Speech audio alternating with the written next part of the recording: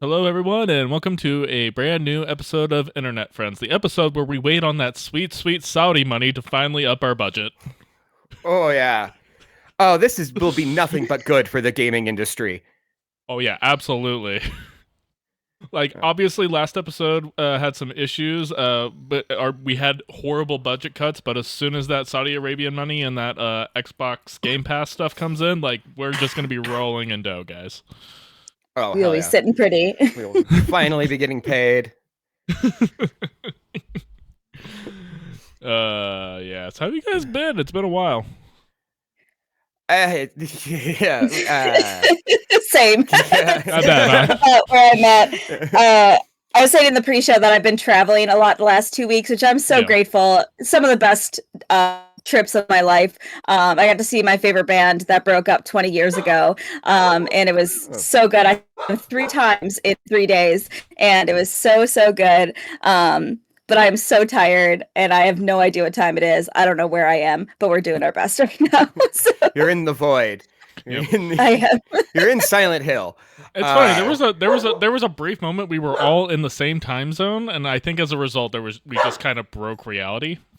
100%. That's not allowed to happen ever again. Yeah, It was very uncomfortable for all of us. it happened in the 2010s, back when we were all at Denver Comic Con, and like the universe decided, like, you get this one. No, Mhm. literally, the last time all three of us were in the same location was 2015, the last good year any of us have ever experienced. Yeah, good Oh, is a wow. stretch, but it definitely it Good year for has me. literally been nothing but downhill from here. We kind of peaked Yeah. in 2015. Yeah. Us being in the same time zone is the reason Harambe died. Bernie didn't get the election. We're so sorry, but we didn't know. We didn't know. Sad thing is, we all collectively agreed they shouldn't have shot Harambe, and Bernie Sanders probably should have been the Democratic nominee. I was thinking, I saw a TikTok earlier this week that was like two people, one from today talking to 2015, 10-year ago him. And it was specifically about school shootings and how we've become desensitized to it. But I was like, man, if I had to talk to 2015 Seth, I don't know how I could explain to him how important it is that he needs to keep a gorilla alive. Like, you want to stop all of this from happening. There's this gorilla. Here's the thing: you need to call. It was the Cincinnati Zoo. That's the other problem. I don't remember. Yeah. There's a gorilla somewhere in America. You have to, Save them all. yeah, you have to call like whatever like National Zoo like association or whoever's in charge of all of them is just like, you're not allowed to have children in the parks on this day. Yeah. Ban children, actually. Yeah. Yes. As a matter of fact, maybe stop keeping animals in captivity for the purposes of just showing them off to public. Zoos are a great thing if they're used properly, so I will fight you on that. She almost fought me on it once before when I made a slight joke about a zoo. I know Seth was like, she's coming any second. I don't need that heat. I don't need that I'm smoke. just taking my earrings off really quick. Yeah, popping off the acrylics. To be real quick. Yeah. Brie, your stuff is overmodulating again just a little bit. I don't know how. Oh. Is it coming off that mic? It's so funny you say that because I thought that last time the mic on here doesn't work. It never has. So it's the only mic that's available. So you sound my fine. camera does not have a mic. You sound fine, but I think it's when you start kind of going up in registers where it seems to be you're kind of like causing peaking. a problem. Yeah. Interesting. Okay. That's why I like will just try to turning it stay down just a neutral the little entire bit. Yeah. Okay. No emoting, Brie. No. No emoting. You're not allowed to be I thought excited this was a about good film. anything. What a good film. I enjoyed it so much. I'm very passionate about it. Does that work? Is that good? So, yeah. It's You know, great. she did the Perfect. homework because she called it a film and not a miniseries. Yeah. I thought it was a film until this morning. So Oh. Anyways, speaking of our homework assignment, we watched Over the Garden Wall, which was a miniseries that premiered on Cartoon Network about what I actually don't know how old the show is, but I think it was like 2013, 2014. It's Yeah. old. I think that's right. it, Yeah. it's in that era of Cartoon Network that just I completely missed, and we'll talk a little bit Same. about that like as we go on. But anyways, this was Seth's homework, so I'm gonna go ahead and let Seth take it away. I adore this series. I watch it every October. It's one of my favorites. I sought out a physical copy the minute they took it off HBO Max before throwing it back on, and I wasted $7. So good. But I really want to know what both of you think about it. Yeah, so this was my first time watching it. I've heard a lot about it from a lot of different people. That like it seems like almost anybody in any like friend circle that I am in, there's at least one person who is obsessed with this miniseries, and like Seth, like watches it every like autumn, especially heading toward October because it is Halloween, October, fall themed. Um, I didn't really know much about it going in. I've only ever seen like bits and pieces and people talk about it. But like I said, I wasn't really watching Cartoon Network in this era. So like I wasn't watching Adventure Time. I wasn't watching a lot of the other stuff. I don't know exactly who show run this, but this was kind of the era where like a lot of people who were graduates of Cal Art started working at Cartoon Network, which is why a lot of shows on Cartoon Network have like a very similar style. And they had a similar style like before, but like you could see there was a definite shift because like the stuff when you think, because I grew up in the Dexter's Lab, Kids Next Door, Courage the Cowardly Dog, that era. So this was part of the era that followed it. So, but regardless, I thought this was great. So I actually watched it with my Pathfinder group, actually. We were at Ren Fair the day before, and at Ren Fair we all just kind of organized. Basically, it's like, oh, we're all gonna go over to Chris's place and watch Over the Garden Wall. Nice. And so that's what we did. So I had a group viewing of it with a bunch of people who had seen it before. So there was like color commentary and everything. So not like a pure first time watching experience, really. But at the same time, it made it a lot of fun. Yeah, I bet watching it with a group. And that's all I'll say for now, but there's a lot of stuff that we're definitely going to get into. Brie, what did you think?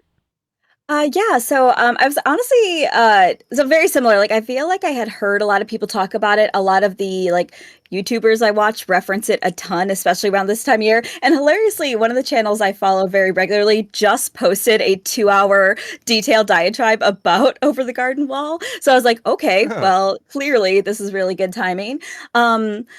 I'll be very honest that when I was getting towards, I watched it pretty much in one scene because it's 10 episodes, about 11 minutes each. So I was like, oh, perfect, very digestible. I watched most of it, after came back and watched the rest of it. And I feel like as I was approaching the final episode, I was like, oh no, I'm not liking this. And I was like really concerned because I was like, why is everyone obsessed with this? I'm a little concerned because my biggest thing is that because I genuinely, and I know this is the point, I genuinely find Greg so annoying that like I was actually annoyed watching it. How dare you?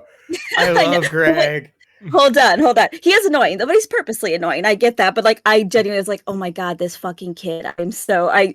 I get the feeling here.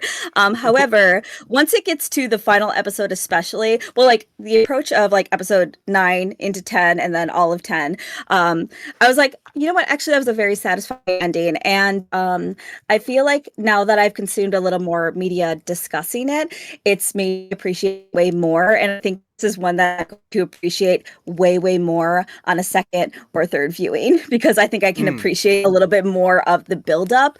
And what it was going towards. I'll mention this kind of briefly later, but the video I watched today, the detailed diatribe talks about how this is Dante's Inferno. So it's not a one for one, but it is pretty much they're visiting all the circles of hell. There's again, it's not a one-to-one, but it's very heavily inspired by it. Even with like there's an angel in that story called Beatrice. I was like, oh, okay, so they really. Again, not perfect, but it wasn't intended to be. But I think I'm going to appreciate this on a second viewing. I wish I had time for a second viewing, but as I mentioned, I've been traveling a ton, so not a possibility. So it was kind of like, okay, to like starting to be bad, liked it, and then I definitely appreciate it, and I know I'm going to appreciate it more. So that's where I'm at right now.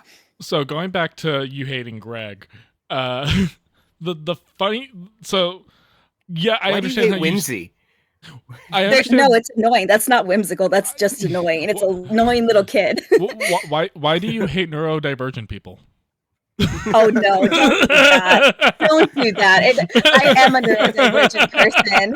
That is not neurodivergence. That is annoying kid trying to get attention. That is deeply annoying. So You didn't like the constant names of the frogs. You didn't like the rock facts. You didn't. No, I hated that. I was like, I thought it was like kind of funny at first, I guess, but like it kept happening and he kept actively endangering them. And I never like kid sidekicks or like annoying sidekicks. That's fair. It is a trope, and the second I identify it, and I'm already like, ugh, okay. But he was genuinely very annoying to me. So, but after he makes his like, sacrifice, I feel like I'm like, okay, he's a sweet kid. He's just so fucking annoying, and kids are annoying. So I think that's accurate. Again, it's intentional. I get that. Yeah, so it's funny enough because mentioning how I was watching this with my Pathfinder group. In my Pathfinder campaign, one of our player characters plays a cactus fleshy ranger, and to say that her character in the campaign that we're doing is Greg coded is like an understatement. Like they're practically one for one the same character. She's basically our campaign's chaos goblin, and down to like collecting rocks, being obsessed with animals, as being relatively annoying. Like literally we were like looking at her the entire watch through, just kind of like going, it's just like, oh god, it's you. So that helped me paint it really, really well. But like I could see why like you had that opinion, but it was just really funny watching it with a group where somebody there like, because it was also the person in question who has this character in the campaign also was one of the two people besides myself who had never seen it before. So she didn't base the character off of Greg. It was just naturally like how she made her character. Just naturally annoying. That's great. Very authentic. Well, even the campaign, we always like just figure out different kinds of jokes to do. Like, so like my character, who's the other ranger in our campaign, I'm always just like, anytime we come around a shopkeep or like a trader or something, I'm always just like, are you interested in buying a cactus? Just to kind of get rid of her. And then also at one point in our campaign, we fought a group of goblins, and one of the goblins had like a blunderbuss gun. And so after we defeated the goblins, we were all so it's like, so we're giving the gun to the cactus, right? Obviously, you have to. But yeah, everything down to collecting rocks, painting rocks, and all that stuff. So that made it funnier, but that is a very specific context of which I was watching this in.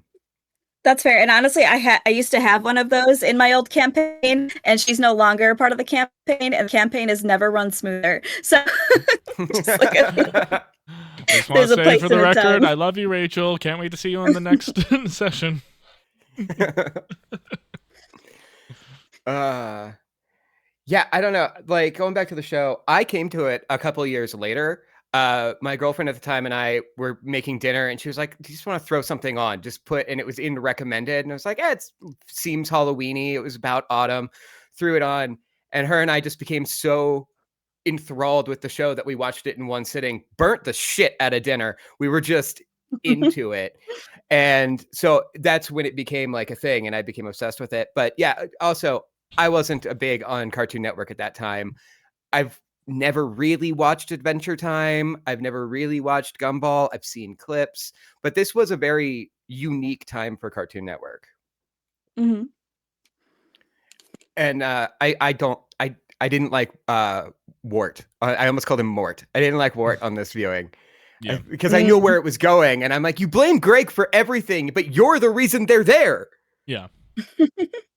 No, I would agree. But I understand the annoying kid brother thing also. Like, I think if you have younger siblings, like that's a natural dynamic. So I'm empathetic. Like, he's a teenager that's bothered everything. I can be empathetic. And they're also like being played as like really opposites, because Greg is like, whimsy, childlike, willing to be more adventurous. Ward is anxious and scared and basically wants to be a serious poet and that forlorn soul.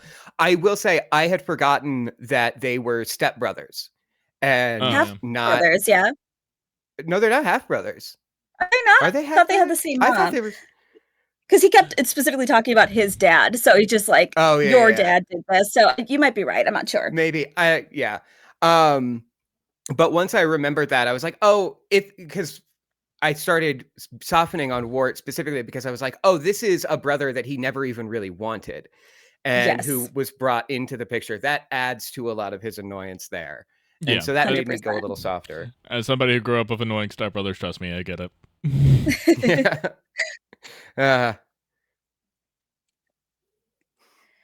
were we all going to take a drink at the same time? You both went to drink at the same time. I was about to, and then I stopped. I should have committed.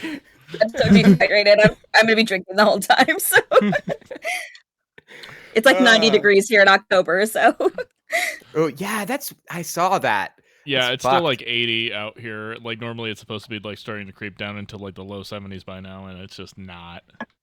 global warming. Who is she? We don't know her. Yeah, we have no clue. I will say the thing that I love most about this show is just how fucking adorable it is. Oh How yeah. cute everything is. The animation style, love it. Mm. Yeah, one of my favorite things about the show was, and it really was a core theme throughout, is that it was constantly subverting whatever the expectation, especially of Wart. Wart's basically, makes a lot of assumptions about a lot of people throughout, like from the jump. Like in the first episode, he's just like going straight for it, and like every step of the way, like everybody they interact with, like there's a character, there's a stereotype, there's something along the lines of like this is how like you would think that this would go, but it goes completely different direction. And it made me think about how we watched the sequel trilogy of Star Wars and how Last Jedi really like set out to try and subvert people's expectations, but did so in a varying degree of success. Some people would argue completely failing at doing so. This Yeah. one does it a lot better, obviously. In a lot of subtle ways too. And Yeah. part of that might also just be like this thing doesn't have the weight of like having a huge franchise like to be holding up, and so therefore it doesn't have to necessarily do that. But I just kind of liked how like every kind of step of the way was like literally about being like what you think is happening isn't inherently what's happening.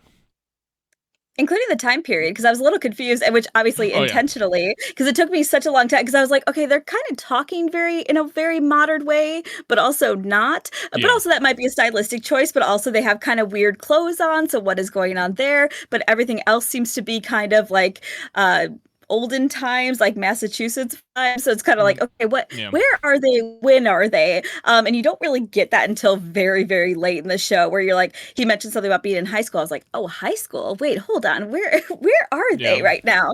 So and they do that in a lot of different ways. One of the ones that I appreciated again after viewing was the 2 pennies to get to basically to get on the ferry. I was like, oh yeah, 2 pennies to cover the eyes to pay the ferryman. And I'm like, oh, that's so fucking clever. So, Brie, you said something interesting about the ending being satisfying. And there's actually like an actual line in the show. It's just like a satisfying ending that nobody had a problem with. Yeah, I like which was clearly the studio being like, here's the thing that the powers that be told us to do. Not necessarily what we wanted to do. Everything got wrapped up in a nice little bow. The dead daughter is not dead. Beatrice and her family aren't birds anymore. I have a theory, because I actually do have an issue with the second half, right around the time, Brie, where you were saying you weren't liking it. I think this was supposed to be multiple seasons, and they found out during production that it wasn't going to be, and they had to just rush through everything else they had planned for the series in the last 5 episodes. And that's always been an issue I have with it. It's interesting you say that, because I one of the things I was just watching, I think episode 7 was actually originally intended as the pilot, and that's why it's thematically a little different. And I'm just like, oh, so they really had to like build it somewhere and then kind of build backwards and then forwards again. I think it's episode 7. It's the one where it's this oh my god, it's the girl that's controlled by the bell, and it turns out that she's the monster the whole time. So again, subverting those expectations. That was the pilot. That was supposed to be the pilot. So when the video I was watching, they were going through like the circles of hell. That is the one that's the most inconsistent and really doesn't thematically fit with that, because it wasn't originally intended to be later in the show. It's supposed to be the first episode. So I could kind of see where they maybe lost a little of the pacing there because they had to reconstruct this in a lot of different ways. But they were also, again, I only know very briefly about this, but like they don't really understand how this got greenlit because it is so dark. But it just they kind of once it was they kind of ran with it and just did what they could. Yeah, there might have been some holdovers from that previous Cartoon Network era that like I had mentioned, where like because like a lot of Cartoon Network stuff used to be a lot darker. Like CC Courage the Cowardly Dog, and there's a lot of other stuff that was like Teen Titans. Teen Titans, Samurai Jack, things that were a little bit more dark ready. This one has more whimsy than those ones, and like little less, grimdark. Like there is some levity to this, obviously, in comparison to a lot of stuff. But yeah, when you're making a show that is more or less about mortality, yeah. And the fragility of life, it is kind of a thing. Like you don't necessarily catch on that that's what's happening at the beginning, but like you start picking up those cues. Yeah. It's interesting. I didn't clock the Dante's Inferno thing. My interpretation, especially by the time I watched the whole entire thing, is just like, so was this just an entire allegory for purgatory? For the most part, like not hell, but like I clocked it as like purgatory. Like they're not dead, but they're not alive because of how obviously it ends. I always kind of associate I always kind of associated it more being like an allegory for purgatory because like everybody they interact with, is again going back to that whole thing about subverting expectation and like what people think is going on. Once they resolve these things, it's just like, oh, you actually live in a house of somebody else and now you are together now. It's just like, okay, you have your unfinished business, quote unquote, for like when spirits wander the world. Like that's kind of like what I kind of associated with it. So that's what I interpreted it for. And then of course the ending, going back to like, and an ending that everybody is satisfied with. It's just like, me and Emily had the conversation after we drove back. It was just like, so do you think those kids are dead? Yeah, I mean, there is evidence that like they either drowned or got hit by that train. Yeah, and everything post that. Like I said, I think they're alive, but I assume like everything that they experienced again was like the purgatory, and so they just happened to survive before they actually passed, or at least got revived. They might have been dead before being resuscitated. For me, I've been playing a lot of Silent Hill F. So for me, I was it's so good. But I was drawing parallels to like, oh, this is like happy Silent Hill. Like the characters are learning lessons, but they exist in this liminal space on the edge of both life and death, and it could go either way. Yeah. Yep. Absolutely. I will say, kind of going back to the length and pace, I really wish more series would adopt this like 10-minute runtime per episode. Yeah. That was another very reason. easy to grade through, yeah. Yeah. You could do a lot of storytelling and not a lot of time, guys. I think it's time we start thinking about how we can shift that a little bit. Drew Gooden put up a video about the Paper, the Office spinoff. Did you watch it? I was just going to mention that, yeah. Okay. But he makes a point that he really wishes that like streaming shows would hold themselves to a specific time limit and not be like, well, we got 40 minutes, so let's just do the full 40 and that's really cut out stuff. Yeah. Yeah. Like, and it's that kind of started when Netflix series were like first coming, like starting to like come up, and like they were trying to like head for like, Academy Award nominations and stuff like that, because they very specifically, like, I think Arrested Development got criticized. It's just like they're trying to reinvent the mold by like, it's like, oh, we're on streaming, we don't have to worry about like the whole commercial style pacing and fitting everything into the specific time slot. We can kind of just do whatever, and we can do things out of order, and we can do all this other stuff. And it's just like, I think you need to. I'm not saying we need to go back to that, because I don't necessarily think that's the right way to go. But I do think this idea that, especially for longer form content, I think we've gone a little bit too far in the other direction about how long form content needs to be. Yes, Yeah. because like at a certain point, which honestly like is gonna seem unrelated, but it is related. I like when I choreograph, it's something I have to explain to my new instructors all the time. I'm like, just because a song is 4 minutes long doesn't mean you should do 4 minutes of choreo, because at some point you're gonna run out of ideas, and then you're just filling time, just adding fluff, and it's just exhausting. And I feel like shows feel very much the same way. Just because you have the time doesn't mean you need to fill it with just then you just it's just fluff at that point. And that's something that Drew Gooden mentioned in his video, that like, yeah, some of the jokes definitely could have been cut because they were probably like the lower tier jokes, but they had the time to put them in. So they put those jokes in. So that, okay, now this isn't as quick and clean of a show as it could be, just Yeah. because they want that longer runtime. It's not worth it. And yeah, honestly, I was so grateful because I was like, again, I did not have time to watch this before today. So I was like, oh fuck, I gotta block out some time. And I was like, oh, this is perfect. 11-minute episodes. And I never felt like they were too short or too long. It really told everything very concisely. And then just 10 episodes long, I was like, yeah, I super agree. I'm like, can we do more of this? Because this is a pretty compelling story that takes them in a lot of different places. And was still very interesting and did not take up 60 hours of my life. It was just 2. So just about. I love that. For the next one, we're going to do the Star Wars animated series where they're 5-minute episodes of each. That's actually not the worst idea.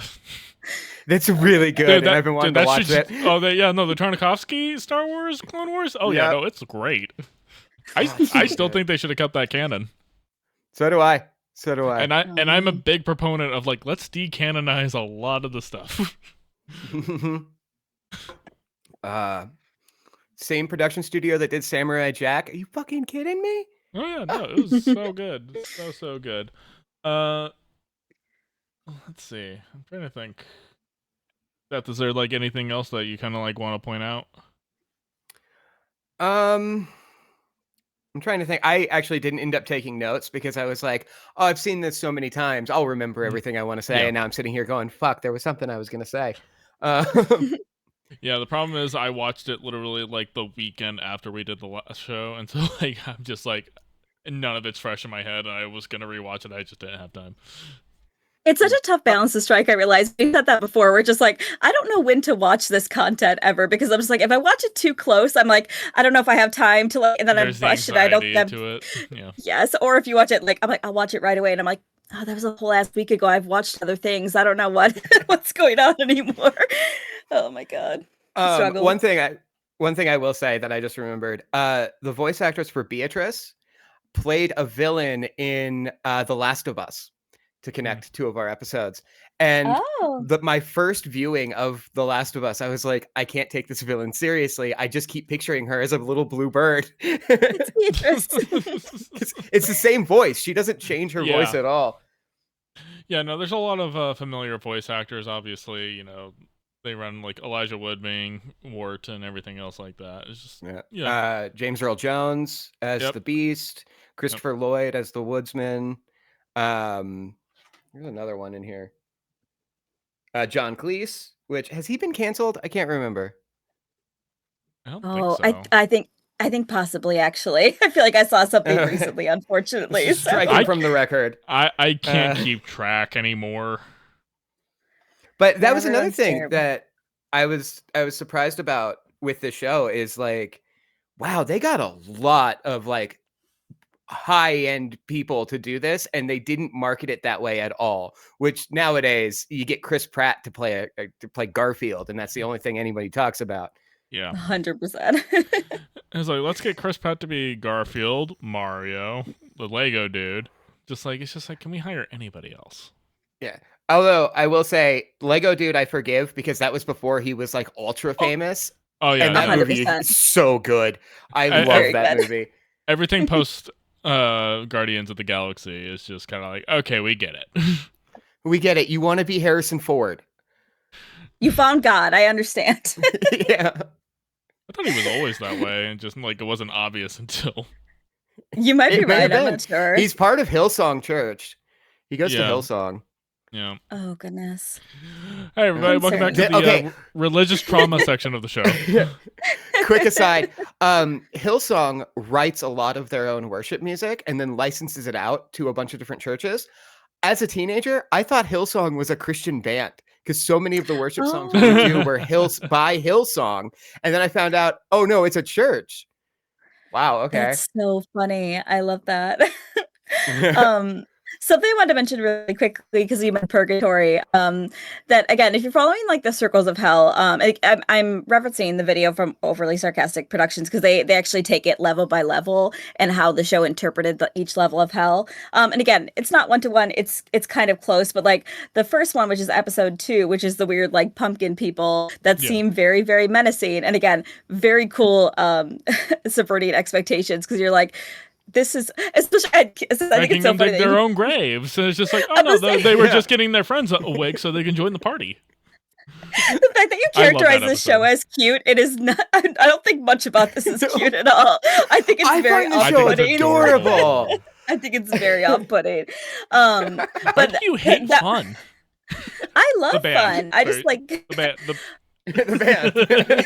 Can I tell you? I hate fun. It's very funny. No, it's.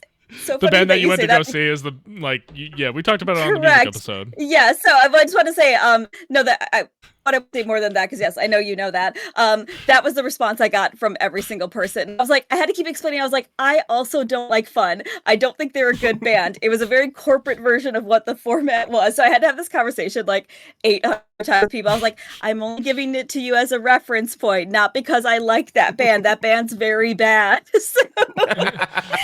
It's like, oh my god. Here's how you just explain it in a very short way. It's like, do you know the band Fun? Now imagine if they were good. Imagine if you didn't have like a corporate overlord ruining all of their songwriting. Imagine they had creative freedom still. Exactly. They didn't just make songs for radio. Correct. And actually, yes, sidebar related to that. They're going to be on Jimmy Fallon next week. And apparently it's somewhat related to an announcement that Taylor Swift is going to make next week as well. And I'm a little concerned that she's either promoting them in some way or potentially going to be an opener for her. And I'm like, I will never get to see them ever again. You're not going to be able to afford to. I sure fuck won't. I'm like, don't do that to me. Ooh. I just saw them 3 times, so one of the podcasts I was listening to was talking about like Taylor Swift shows and how like it's cheaper to fly to Brazil, book hotel stay, pay for everything, transportation, food, everything, and the Taylor Swift tickets than it is to just buy the tickets for like a show in the States. I don't like any artist that much. I'll be so real with you. Just like there's no artist I would pay that much for. That blows my mind. I tap out at around $60 for concert tickets, and it has to be a band I really want to see. I splurged for Green Day, but like I will say though, I've sung the praises of Bridge City Sinners. They were here a few months ago. Tickets were $80, and I said no, thank you, and I didn't see them. Yeah, like that's right on the edge of just like, that's a little bit too much. I get it, and like obviously Ticketmaster and all the corporate overlords that like we could have an entire show just talking shit about how horrible Ticketmaster and everything else is and how they've ruined live music. Ticketmaster, I swear we'll get off this in a second, but we had to use Ticketmaster for these shows this week, and what I don't understand how nobody else has this like corner, like this market cornered, because it is the most unusable like app I've ever. I couldn't see my tickets for 2 days because it would not let me log in. And then when my sister logged in, because we bought different tickets, it showed us the wrong tickets, and we were just like, it showed somebody else's tickets completely. We had to like sign out, sign back in multiple times to just get our fucking tickets. And then they're like, oh, make sure you download them before you get to the door. And we physically could not. Ticketmaster would not let us download it to our wallet. And I'm just like, hopefully this works. So I'm just like, I can't believe. And I've never deleted an app so hard in my life. I was like, I want this off my phone because it's just the vibes are terrible. It's almost as if monopolies are bad things and maybe we should, break them up or something. Hey, now that sounds like radical speaking. I'm pretty sure that makes you a terrorist, according to a recent executive order. Cool. Yes. ISIS is on their way. Brie, you were saying the Cycles of Hell and the pumpkin episode that you hate, but I think it's adorable. No. So here's the thing: they also look like scarecrows, and my deep hatred and bees, scarecrows. That we found there's that part of it. Yes, but also, it's interesting because she only likes Scarecrow if it's a Coolio. That is the only scarecrow I will accept forever and always, and that will be the right timeline. We all know this. But a lot of interpretation of that particular episode is as like being in limbo, because those people are not having a bad time. But also can't leave. So the way they describe it in Dante's Inferno is that these are people who do not believe in Jesus Christ. So they are not bad people, did not do bad things, but they did not choose the right religion. So they're still kind of having a chill ass time. They're vibing, but they can't leave. Yeah, that's interesting. Well, and yeah, for all like even the one that was like the loosest interpretation was the third episode, which was the School Town Follies, which was the lust ring. And I was like, oh, really? That's a little concerning with the school children stuff. But it's the focus is that the teacher cannot do her job correctly, and the school is failing because she is so obsessed with her past romance that she cannot physically do her job well. And that's like the whole focal point. And I was like, oh, okay. So they did like a child-friendly version of lust. It's not that it's a sexual kind of lust. It's a over focus on romance. Yeah. It's the don't get horny at work problem. Yeah. Which is always where you're the horniest, which is absolutely always. the worst. I don't know where you're working, where anything at work makes you horny, but okay. Well, I think it's the boredom, you know what I mean? Well, yeah. And then somebody texts you something vaguely flirty, and you're like, okay, let me get to the bathroom really quick. Take a quick picture. It's one of those things, it's just like, are you really horny when you're masturbating, or do you just need to kill time? It's kill time. That's 90% of what's happening when I masturbate. I need that absolutely. quick shot of endorphins. He's just like, I'm kind of in a brain fog right now. You want to know what I need? Post-nut clarity. Yeah. Yeah. That'll help me write this sonnet. Oh my goodness. But yeah, and just two more ones that I am recognizing off the top of my head. The next one is where they're in the bar. That's gluttony. And something that I didn't notice that they kind of talked about in the video was that there's constantly huge piles of food on their table, but you never see them eating it, even though they're very hungry. So, and it happens a couple different times, and I was like, that's fascinating. And then the next one, go ahead. I was just going to say, that is something I noticed on this viewing, is that Greg keeps bringing food over to the table in these huge amounts, but nobody eats anything, and it just disappears. Yes. 100%. I did not notice that until it played it again. And I was like, oh my God, that makes so much sense. And the next one is the rich people, and it's avarice. So it's the greed ring. And I'm just like, oh yeah, it's these two wealthy people that are so wealthy that have such big houses that they don't even notice that the houses are connected. So, just very, that's a good one. I do appreciate all of that. Like it's subtle and it's there if you need it, but it's also just interesting in and of itself. Yeah. No, there's also a lot of Easter eggs, which is why I'm kind of disappointed I didn't go back and do a second viewing, because one of the gravestones in like the second to last episode has the names of the rich couple. Oh, interesting. Oh, yeah. If I you never caught that. Yeah, it's when they go to the cemetery and like Wart's like peeking over it. The one, I think either him or Greg's peeking over it. I don't know which one, but like it has the names of them, of that couple. Oh wow! So it's one of those Easter eggs. Just like, is that like a couple that's already dead? Going back to like, were they in hell? So that kind of goes back into the Dante's Inferno perception. Yeah, absolutely. Well, also that's making me rethink, because the ending with the woodsman where he finally goes to his home and not where he cranks the thing, and his daughter's there. I was like, oh, she's been alive the whole time, and the beast was just manipulating him. Maybe he died after that was like, my interpretation. fully died. Same. That was my that was my interpretation, actually. Oh, okay.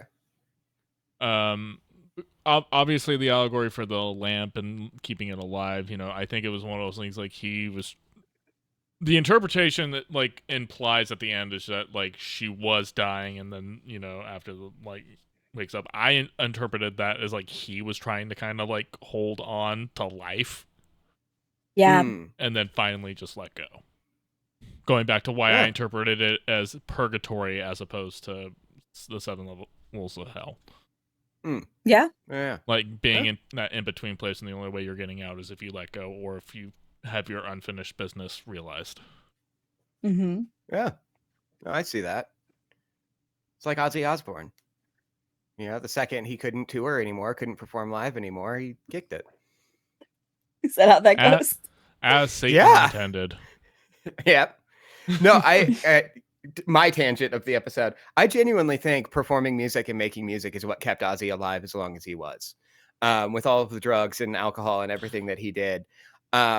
Because they did that farewell concert. And I think I may have even said this in a pre-show or on the show where I was like, I wonder how long it's going to be now that he's officially retired. And it was like a week. Yeah. Oh, I yeah. think music was keeping him alive. Yeah, I As can see opposed to that. Keith Richards, who literally is alive because of the drugs. The only thing keeping him going. I have to Google every now and again. It's like, is Keith Richards still alive? Yeah. And he is? How old is he? Hey, I don't know, but I was shocked to find out a couple weeks ago Charlie Sheen is still alive. Yeah, he's in a new documentary, isn't he? Yeah. Yeah. I could have sworn that he had died in like 2013, 2014. No. Right he after was all that Tiger Blood shit. Yeah, no, that's like when he went off the deep end. Well, like he was already off the deep end, but like that's when he got fired from 2.5 Men. But like, yeah, he's been kicking around for a while. He dated Brie Olson, if anybody remembers Brie Olson. Oh wow, she was in the Scooby Doo parody. Yeah, among other she played parodies. Yeah, she was Batgirl too. No, that was Lexi something. Yeah. Showing me and Seth showing our age right now on the our age, and we used to watch a lot of porn. We're the guys on the hub sites whenever people put in the comment section, what's her name? Like, who had the response instantly. Yeah, immediately. But Keith Richards is 81 years old. Oh, geez. Okay. So any day now. Yeah. He's gonna say it's just like, I finally quit cocaine. And then he's done. I can see that. I can definitely see that. His last words were, "I don't want to bump." I do think there is literally just like a group of people and artists who are just like, for whatever reason, drugs, alcohol, cigarettes, all the stuff that everyone tells you are supposed to kill you, just like keep them alive. I don't know how it works, but it just keeps happening. Yeah. It's the Mr. Burns, where like all of the horrible diseases that he's contracted are like pushing their way through a door and get stuck, so he can't die. They're not killing him. Funny. But he's not healthy either. Oh my goodness. I Right, wish I had more to anything else say you guys about this. I know, I'm just like, I feel like I'm like, I can't wait to watch it again, to be honest with you. Like, I think I could see this as like a regular viewing. Like, I think it's just gonna get better. I wish I had more time. Like, I would watch it a second time because I feel like I'm understanding now that I've seen the full thing why people love it so much. And I think it's just gonna get better on repeat viewings because I think I'm gonna notice more things, and watching other people's kind of analysis of it is super fucking interesting because it does pull from a lot of cultural things, and also is just its own beast in and of itself. Like they did so many they did so much with like such a, again, small episodes and 10 episodes. It's wild to me. So this is deeply impressive. I'm glad I finally got to see it because it's been on my list for forever. I just never got around to it. Yeah, I'll definitely be doing repeat viewings of this, and I see why it's become such a popular for repeat viewership. Because it hits that sweet spot where, like, yeah, it is a little bit more of a darker show, but the vibe that it has for the time of year where it's appropriate to watch it, plus it's still, like, has, like, that whimsy to it where it's just like, yeah, if you have kids, absolutely, like, it's an easy show to put on and watch for them because, like, even though, yeah, there is heavy subject matter, it's not so in your face that, like, you have to, like, all right, kids, let's talk about death. Yeah. For me, it's funny because this it's one of those things where I actually enjoy throwing it on just for background noise, because it's fun just to check in and be like, oh, it's this episode, okay, and I got 10 minutes left on my laundry. Let me sit and watch this one, and then back to whatever I'm doing. It's comfort viewing for me. I don't know what's fucked up with my brain that I don't think it's dark. I think it's very cute and fun and whimsical. I There think are cute elements of it. yeah, but it does strike that balance of like scary and fun. And because there are things in this that I think would scare a child. Like the gal who's possessed by the thing, with that reveal when they're in the dark room and she becomes the ghost. Yeah. That could scare a kid. Yeah. 100%. Kids need to be scared a little bit, though. Yeah. Official stance of the show. As somebody whose mom let him watch X-Files with her when he was like 4 years old. Yeah, kids need to be scared every once in a while. Yeah.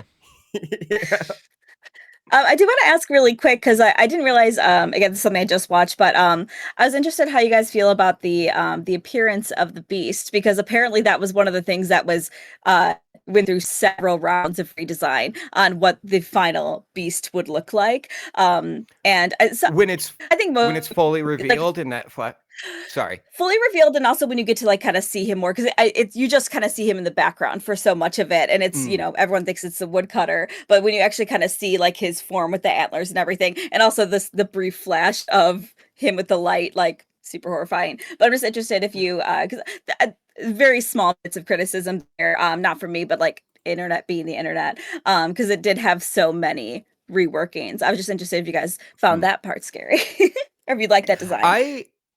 I like the shadowy eyes with the antlers design. Like, I don't love the like tree with all the faces carved into it that you get that flash past, but it's such a quick moment that you don't have to linger on it. And I prefer the in shadows. We never fully know what it looks like, but I don't have an issue with either one, really. Yeah, honestly, I had to just Google it just to remind myself, because like it like wasn't fresh in my head for like what that looked like. But yeah, I don't know. I'm in the desensitized like era of my life, which has been going on for the last 20 years. Yeah, but it's all those beheadings on live leaks. But no, like it's very obvious there was a lot of stuff that got changed and revised, like between like it getting, you know, canceled and supposing to be a couple of other seasons. Obviously, I don't think that's the ending that the creators wanted to have. Obviously, and then like with all that stuff being said, it's just like I'm sure there were a lot of revisions to what the original design was supposed to be, but revisions happen. So like that's the thing. Like sometimes it's important, just so all artists know, to receive constructive criticism and maybe don't be super married to the first idea you have. Yes. Because going back to that thing that we talked about with, like, you know, where you were talking about, what was it, the paper store or whatever, the Office spinoff. Oh, yeah. Like, you know, it's just like, I think a problem that we have a lot these days is that a lot of writers and people who are like screenwriters and directors and other things, like they get so dead set on doing their vision and their version, they don't let other voices come in and tell them like, hey, tweak this. And like granted that like there is bad criticism out there, and people who like will tell you horrible things and absolutely ignore, but it's important to kind of hear what people out, because like I've been in that stage where like I've submitted video work and everything else, and then people come back with feedback and stuff, and like they tell me to do certain things, and sometimes I'm annoyed by it. But sometimes the thing that they point out and they make me change is just like, oh, you were right. This works way better. Yeah, absolutely. So I think there's a balance to have. And to piggyback off of that, it's you should always be striving to grow and learn, and that's why other voices are important. But also know when to fight for something. If you are 100% certain on something, fight for it. However, always be open to other ideas and other mindsets coming in. My rule of thumb is the reason that I don't want to do it because I'm lazy and I don't want to, or is the reason I don't want to do it is because it's completely compromising what I was trying to do and what I was trying to go for. Those are two different things. Like, if the thing that, like, specifically I'm being asked to change is because, like, you kind of phoned it in and, like, here's something that would probably work better, or I think something that would add to it, great. If it's something where it's just like, this thing's garbage, we think it's horrible, get rid of it, I was just like, no, like, I put work into it for a reason. Yeah. So that's a good rule of thumb, I think, for creators when it comes to taking constructive criticism, because I know I'm bad at it, but it's hard. It is. And I'm laughing not because I agree you're bad at it. I'm laughing because I am also bad at it. Yeah. No, and I'm like, I deal with it. Yeah. Trust me, like, it's one of those things where it's just like, the worst thing I could ever do is literally just hit send for feedback, because I'm just like, all right, and now I'm going to wait to receive the email for somebody to piss me off today. I'm rage baiting myself right now. Basically what that comes down to. That's why when I like ask for feedback, I'm like, I'm always open to positive feedback. So if you have anything for me, please let me know. So just cut it off right at the pass. And if you hated it, shut the fuck up and leave. Yeah, don't worry about it. I don't need to hear all that. I don't need that negativity. But yeah, some of the early sketches of the Beast were I'm so glad they didn't go with it. But again, this had a lot of rewrites for a variety of reasons, because they didn't know how much time they had and things like that. He was the like original sketch I saw was like him being a very small, like imp-like creature, and I was like, ooh, that would not have had the bite that this one does, especially. And I super agree with you, because I actually went back a couple of seconds because I wanted to see that still of when the light flashes over him, and I was like, oh, it's actually better when you just see it in a brief moment. When you are on that still and you see all the faces, it's not quite that scary. Like, I think it's much more intimidating for him to be just this big shadowy figure with these huge antlers, and he kind of shrinks and gets bigger all of the time. And somebody else pointed out that in the video I was just watching, that what's cool about that is that it's like he is a part of the forest, that he is like literally growing up from it. And I love the design. I get why I had a friend recently get it tattooed on them, and it looks sick as hell. And I was like, Nice. What is that from? And I was like, you know what? I'm glad this is what they went with, because super intimidating. So the voice acting on that too, like, I'm just like, God, that's scary. I feel like it's shit like that where I'm like, I can't imagine showing this to a kid. I think it would be so horrifying. But teach their own. I think there's definitely an age limit where, like, yes, you can show it to kids if they're like 7, 8 years old and they have an affinity for scary things. I wouldn't show this to a 3-year-old. I wouldn't show this to a No. I absolutely would. Again, you gotta freak them out when they're young. You're gonna deal with it for sure, but I mean, that kid's pissing the bed, it's your fault. Here's a solution: don't have kids. Hey, even the best solution. Hey, everybody! Welcome to a brand new episode of Childless Millennials. We're gonna tell you how to parent. Don't. The episode where Seth and Aaron give vasectomies on camera. Oh. Hey, of the three of us, I have a goddaughter. That gives me the most right to talk about parenting. I have 3 bouncing baby boys. How dare you? True. I was gonna say she's 20 now and doesn't speak to me anymore, but I think I did a good job. I have a perfect boy and a piece of shit redheaded stepchild. Perfect. It's American dream right there, I think. That is. No, you got to get that 0.5 in there somewhere. You got to get a bird or a lizard or some shit. Absolutely. Please don't give Emily ideas. Please don't. I'm just going to be sending her TikToks of birds. Please don't do that. The crows around here are starting to recognize me as friend, and I'm so excited. Oh my God, that's my dream. That's my American dream. Are they asking you to join the murder? Not yet. But they will like fly closer to me and land on branches that are closer to me than they were originally on, and I'm taking that as a win. Yeah. That's amazing. That is all I want in life. It's good to have the crows on your side and not against you. Yeah, absolutely. Yeah. Just throwing that out there to anybody. Anyways, that brings us to just about time.